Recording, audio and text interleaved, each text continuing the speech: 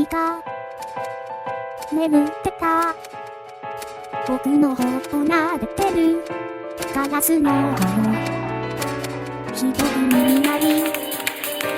赤いの視界を避けきること遠くから声が聞こえた誰かのことが追いかけこれがどこかに逃げてきた波から紡いだ糸誰にも会いたくないよ避けていったガシガシ不許だ私の感情心に鍵がくれて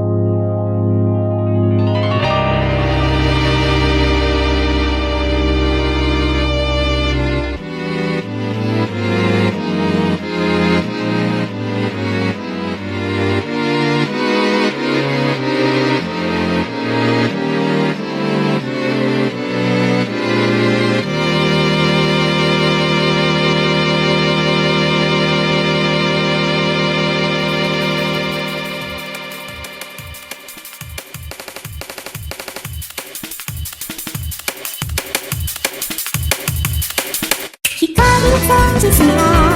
ついてた世界で誰かのことが響かけした言葉の意味も